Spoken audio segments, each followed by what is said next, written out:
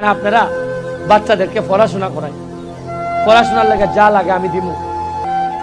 আমি নাও বাঁচতাম পারি, আমার যে শত্রু দাঁড়াইছে চিন্তা করতে পারতেন এটা দেশ বিদেশ মিলাইয়া, কারণ উচিত কথা হইল তুই শত্রু বাইরে যায়। আমার মতো সাহস করিয়া মহান জাতীয় সংসদে এত শক্ত হইয়া সাহস করিয়া এখনো কেউ কথা বলতে পারে নাই।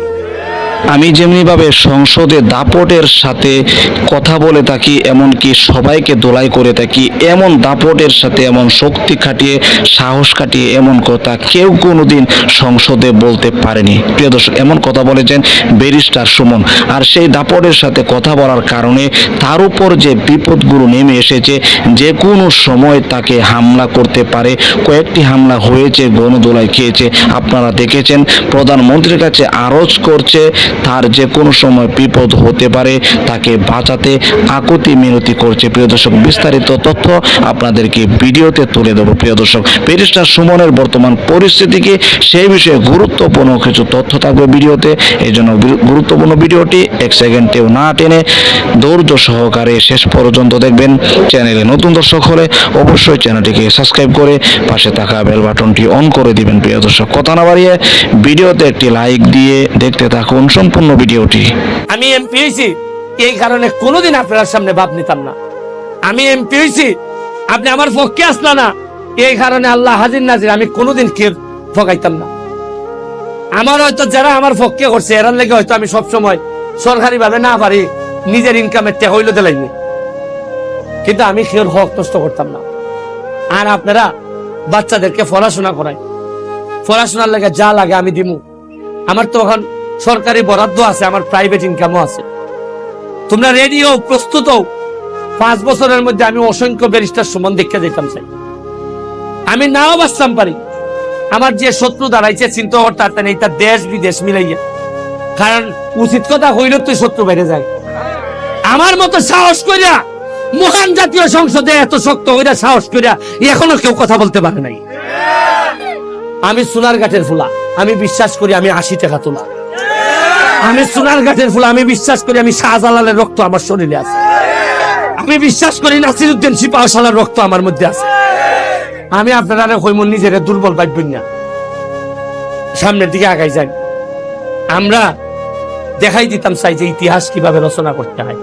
আমি 2.5 লাখ টাকা বরাদ্দ করতেছি, আপনারা কাজটা শুরু করবেন। আপনারা আর মসজিদ ব্রিজ সব হয়ে যাবে, ব্রিজ কোনো একটা না, যা আছে সব ব্রিজ হয়ে যাবে। অলরেডি সরকারি বরাদ্দ আইবার আগে 8টা ব্রিজ কাম চলতেছে। যে কোনো লোক তার এলাকাত ফিলার করিয়া আপনি টেকা দিয়ে ফিলার করিয়া আইয়া কইবা আমি ব্যারিস্টার ফিলার করছি, টেকা দেব। আমি সেরে ফিরাইতাম না। খালি নিজাম চৌধুরী লাগতো না বা চেয়ারম্যান লাগতো না, জেসা বেটায় ফিলার করে নিবাই। এরপর যদি আমি টেকা না দেই বিচার আমার নামে বইও। জেসা বেটায় ফিলার করে নিবাই, তোমার বাইদারও লাগে ব্রিজ কতটা বার চাউল লাগতো না, আমি করে ফিরাত দিতাম না। আরে 5 বছর আছি তো, এর ফলে চেষ্টা তো হইব না। এর ভিতরে ঋণ পরিশোধ করে বিজয় যাইব। ওই সুরার করে সুরা হলতে লাগে বরাদ্দ গুলা দাও। আপনারা খারাপ কইতারই না আমারে যে বেটা এমপি হইছিয়া বেটা আমকা ভ্যান চাট কইরা সেন লাগায় ঘুরতো, কিন্তু আমার ইটা দেখি তো আমি এখন আরো বেশি খবর পাই। আমারে ওইচ্ছে জানায় খেটা খেটায় 2 নম্বরই করুন, আমার ইও না জানায় কিলাই কিলাই পয়সা মাইনা দেন। আগে তো এটা জানতাম না, এখন তো আরো বেশি খবর পাই। তখন খোলজাটা ফাইতে জায়গা যে খেটা ইটা করে মারতাম মারি না, প্রায় গুড়া গেড়া নিজের মানুষ পরে। আর বদলা কোনো দেওয়ান লাগেনি, একটা দীর্ঘ নিঃশ্বাস হচ্ছে বদলা ওই জায়গা। আমি এখানে যাই, একটা মিটিং চলতেছে একজন প্রার্থীর। আমরা সবাই মানে একই গ্রুপের লোক। আপনারা যারা ভালো লাগে ভোট দিতে, আমি কোনো কেউ ভোটের লেগে আইছি না। এখন গেছিলাম এখানে ফানচরিয়া ওই যে রিসোর্টে গেছিলাম, এটার একটা বড় স্বপ্ন দেখতেছি, বড় একটা কিছু বানাইতাম। এখন আপনারা আমার ভোটের পরে তো আর আইবার সুযোগ পাইছি না। আপনারা মনে করতেছেন বেটা দিকে আইলো না। এখন আমারে দায়িত্ব দিছেন বাগান বানাইবার দায়িত্ব, না কবরস্থান বানাইবার দায়িত্ব। বাগান গেলে আমার ফুল উল কিনে আনন্দ লাগতো না? সরকারে বরাদ্দ কিতা দিছে এটা জানান লাগতো না? এই পর্যন্ত আমারে মাত্র 4.5 মাস গেছে, টাকা বরাদ্দ পাইছি 29.5 কোটি। কয় টাকা পাইছি? এটা আসল সময় হাততালি দেও না। আর এমনি রাস্তাঘাট বানাইবার লেগে পাইছি 25 কোটি। কত পাইছি? 12.5 কোটি মাধবপুর, 12.5 কোটি সোনারঘাট। আর টিআর কাবিকা যারে মন ধরে এমপি হিসাবে দিতে আর বদরে নিতে কিছু আছে যে এই কিতা কয় কবরস্থান মাঠ ইটার লেগে পাইছি 2 কোটি। আর 2 কোটি পাইছি মসজিদ মাদ্রাসা মন্দির ইত্যাদি দিবার লাগি। এখন লিস্ট কইরা দিতাছি। আমার কত হইলো পয়সা? এমন লোক এখানে আসেন যাইন রাজনীতি করেন আমার জন্মের আগে। এমন লোক আছেন তার বয়স 70। আমার জিগাইয়া কোন চাইন একটু যার বয়স 70 তারা ইবন্ত তো বহুত এমপি আইসন গেছেন। টেকা যে পড়ার দইটা জীবনে কেউ কইছেন নি। টেকা যে 29 কোটি পাওয়া যায়। আর এমপি হিসাবে যে আমি বেতন ভাই মানে সম্মানী 1,72,000। কত ভাই? আপনারা মনে করেন না যে আমি কেন মাগনা হাম করতেছি। আর আগের এমপি সাহেব গেলে এমন ভাবে ভাঞ্জি লাগাই এটা বোঝা যায় তাদের বাবের পয়সা দিয়ে তার রাজনীতি করতেছে।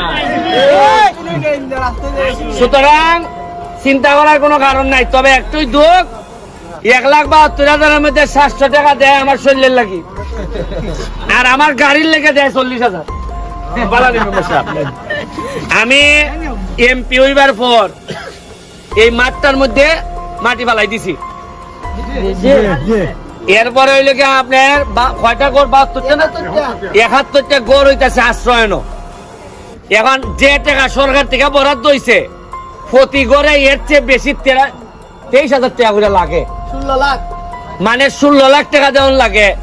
ইয়নো মহোদয় আমারে কইছে যে আপনি টাকা বইরা দিতেই বা, কারণ এটা হইলে কি আশ্রয়নের ঘর। এটার মধ্যে কেউ 2 নম্বরই করলে সারা দেশের মানুষ আমরা দুষবো। এর লেগে আমার বইরা দেওয়ান লাগতেছে। ব্রিজ কালভার্ট 2 থেকে 3 বছরের মধ্যে সোনারঘাট মাধবপুরের মধ্যে আমি কোন ব্রিজ আর কালভার্ট বাকি রাখতাম না, এটা সব ছেড়ে নিব। আর আচ্ছা আপনারা একটা বুঝেন না যে বেটা এমপি হইবার আগে 49টা ব্রিজ বানায় আর এমপি হইবার বড় সরকারি টাকা লাগল ভাইছে এক কথা বাদ দিব না। আপনারা আমার লাগে খালি দোয়া করতা। আর আগামী নির্বাচন গুলা যে আইতেছে আমি নির্বাচন কমিশনার যেভাবে বলেন আমি এইভাবে বলি, যোগ্য মানুষ, সৎ মানুষ এবং মানুষের জন্য কাজ করতে পারে এরকম মানুষে আপনারা নেতা বানাইতা। যারে বানান আমার কোনো। প্রিয় দর্শক, আশা করি সম্পূর্ণ ভিডিওটি দেখলেন। ভিডিও দেখে অবশ্যই বুঝতে পেরেছেন ব্যারিস্টার সুমন কিন্তু জাতীয় সংসদ কাঁপিয়ে তোলেন। ব্যারিস্টার সুমনের মতো অন্য দ্বিতীয় আরেকজন ব্যারিস্টার সুমন বর্তমান সংসদে নাই, অর্থাৎ সঠিক কথা বলবে, এমনকি দুর্নীতির বিরুদ্ধে কঠিনভাবে অ্যাকশন নেবে এমন কোনো সংসদ সদস্য কিন্তু ব্যারিস্টার সুমন ছাড়া অন্য কেউ নাই। আপনারা অবশ্যই দেখেছেন 2-1জন নেত্রী 2-1জন নেতা আছেন সংসদে কথা বলেন, কিন্তু ব্যারিস্টার সুমন পরিপূর্ণ একটু ব্যতিক্রম ভাবেই কথা বলেন সংসদে।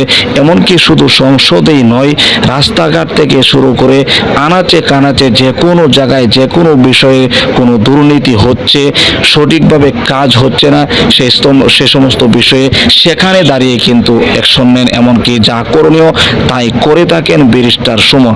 প্রিয় দর্শক, এভাবে যদি আজ প্রত্যেকটি সংসদ সদস্য, প্রত্যেকটি এমপি মন্ত্রী দেশের হয়ে কাজ করত, দেশের ভালো বিষয়গুলো দেখতো, ভালো বিষয়গুলো চাইতো, তাহলে তো সমাজ এবং সমাজ থেকে দুর্নীতি সব কিছুই দূরীভূত হয়ে যেত। প্রিয় দর্শক, সে বিষয়ে আপনার কি মতামত?